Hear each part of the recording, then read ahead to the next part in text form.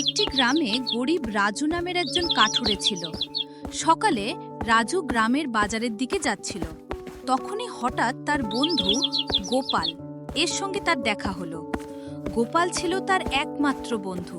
সে রাজুর উদ্দেশ্যে বলল, আরে ও ভাই রাজু, কোথায় যাচ্ছ এত তাড়াহুড়ো করে?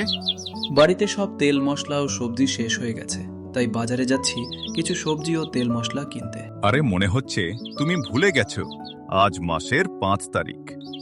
আজ জমিদারের কাছ থেকে ধার নেওয়া টাকার সুদ দেওয়ার দিন। আর তুমিও তো জমিদারের কাছ থেকে টাকা ধার নিয়েছিলে, তাহলে কি করবে? আরে হ্যাঁ, তো সর্বনাশ হয়েছে, আমি তো ভুলেই গেছিলাম।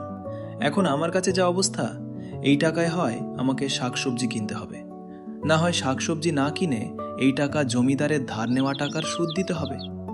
কি করব ভাই গোপাল? এখন আমি যাচ্ছি জমিদারের ধার নেওয়া টাকার সুদ মেটাতে। কি করব বন্যার সময়? এই টাকা ধার নিয়েছিলাম, তা আজও অবধি শোধ করতে পারলাম না। তুমি কি আমার সঙ্গে যাবে না? বাজারে যাবে? চলো ভাই গোপাল, কি করব টাকা ধার নিয়ে? যে পাপ করেছি সেই পাপের ফল তো ভুগতে হবে। থাকাক, আজ আর বাজারে যাব না। চলো চলো, জমিদারের ধার না টাকার সুদ দিয়ে আসি। জানি না কবে ভগবান মুখ তুলে চাইবেন এই প্রতি মাসে এতগুলো টাকা করে সুদ দেওয়ার হাত থেকে মুক্তি পাব।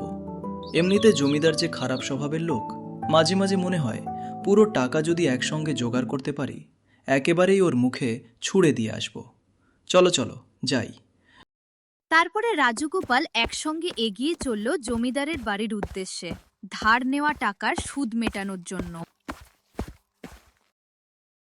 জমিদার দাঁড়িয়ে নায়েবের সঙ্গে কথা বলছিল, আর তার কিছুক্ষণ পরে তারা জমিদারের বাড়িতে এসে উপস্থিত হলো।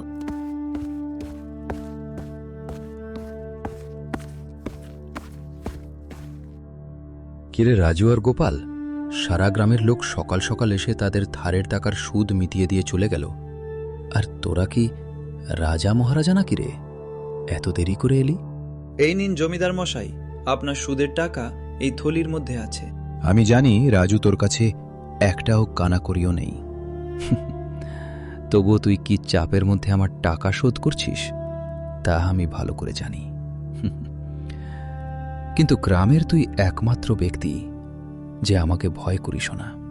কিন্তু এটাও ঠিক, তুই আমার সঙ্গে সঙ্গে তুই গ্রামের কোনো মানুষকেও ভয় করিস না, সেটা আমি জানি ভালো করে। আরে ঠিক বলেছ জমিদার।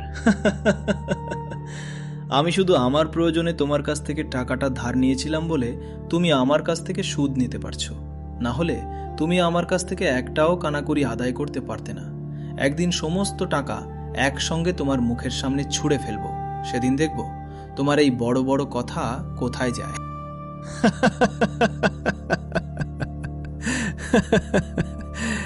কি করে পাবি এতগুলো টাকা? তোকে কি কোনো রাজা তার রাজকন্যার সঙ্গে বিয়ে দিয়ে তার রাজ্যের অর্ধেক তোকে দান করবে, আর তুই আমার ধার শোধ করে দিবি? রাজু, খুব যে বড় বড় কথা বলছিস। গরিবের ভাগ্যের আসল সত্যিটা হলো, হয় খিদের জ্বালায় থাকো, না হয় ধারের টাকা মেটাও। এটা তুই যত তাড়াতাড়ি বুঝে যাবি তোর পক্ষে মঙ্গল। যা, ভাগ এখান থেকে। রাজু ও গোপাল জমিদারের বাড়ি থেকে বেরিয়ে গেল। রাজু ও গোপাল বেরিয়ে পড়ল বন থেকে কাঠ সংগ্রহের জন্য।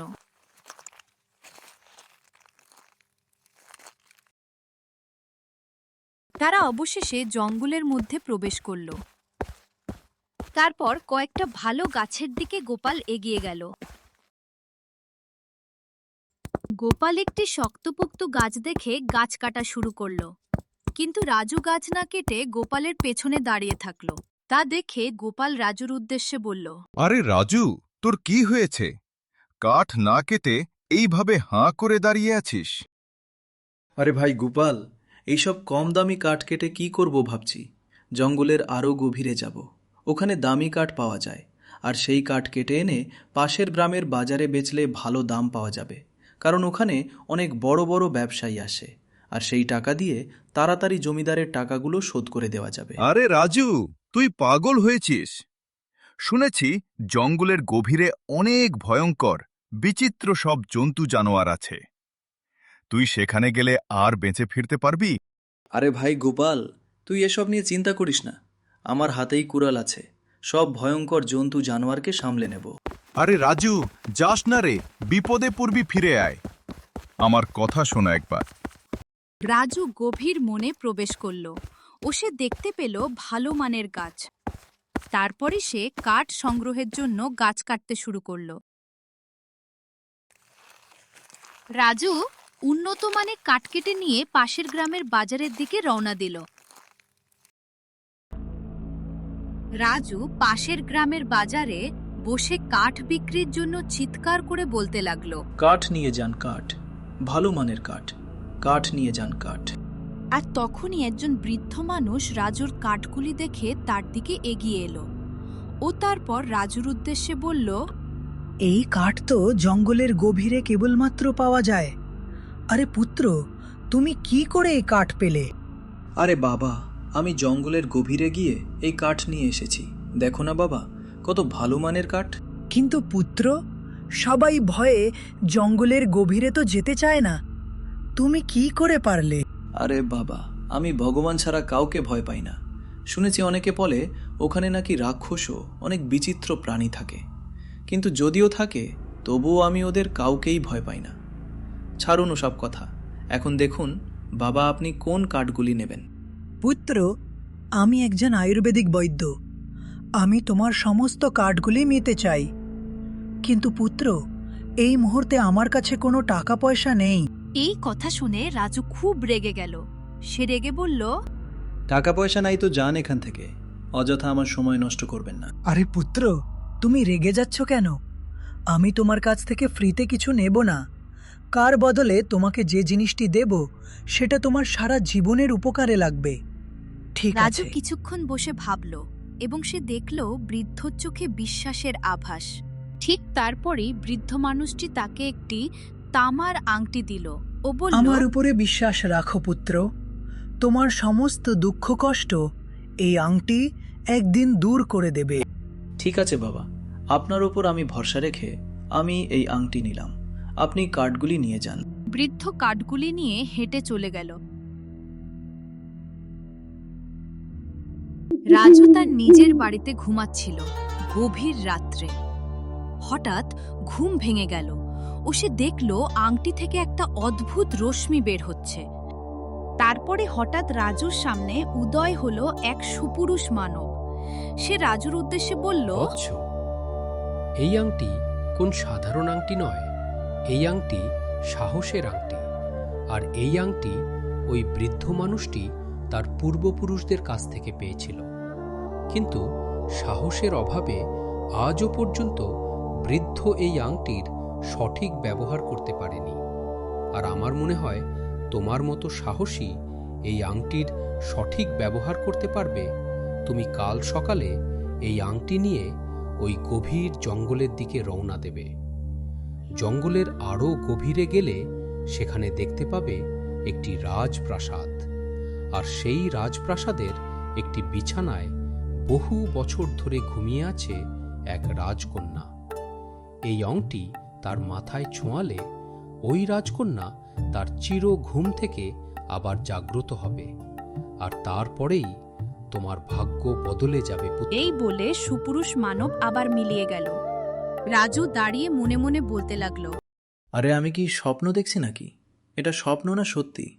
সে যাই হোক, আমি কাল সকালেই সেই গভীর জঙ্গলের উদ্দেশ্যে যাত্রা শুরু করবই। দেখি চেষ্টা করে যদি আমার ভাগ্যে কিছু পরিবর্তন আসে। পরের দিন সকাল হলো। রাজু হাঁটতে হাঁটতে জঙ্গলে প্রবেশ করল ও সে ধীরে ধীরে গভীর জঙ্গলের দিকে এগিয়ে যেতে লাগল। তারপর সে গভীর বনের এমন একটা স্থানে উপস্থিত হল, সেটা খুব বিচিত্র স্থান। সেখানে একটা বিচিত্র বাতাস প্রবাহ হচ্ছে, আর ঠিক তারপরেই হঠাৎ সে দেখতে পেল একটি বড় রাজপ্রাসাদ। শেয়ারকাল বিলম্ব না করে প্রাসাদের দিকে রওনা দিল এবং অবশেষে রাজপ্রাসাদে প্রবেশ করল। রাজু প্রাসাদে ঘুরতে ঘুরতে একটি কক্ষে এসে উপস্থিত হল, যেখানে একজন পরীর মতো সুন্দর রাজকন্যা ঘুমিয়েছিলেন। তারপর সে সেই মহামানবের কথা মতো তার হাতে থাকা আংটি ঘুমিয়ে থাকা রাজকন্যার মাথায় ঠেকা, আর সঙ্গে সঙ্গে রাজকুমারী ঘুম ভেঙে উঠে দাঁড়াল। রাজুর উদ্দেশ্যে প্রশ্ন করে সে বলল, কে তুমি? কি করে জানলে আমি এখানে মিত্রা বন্দি আছি?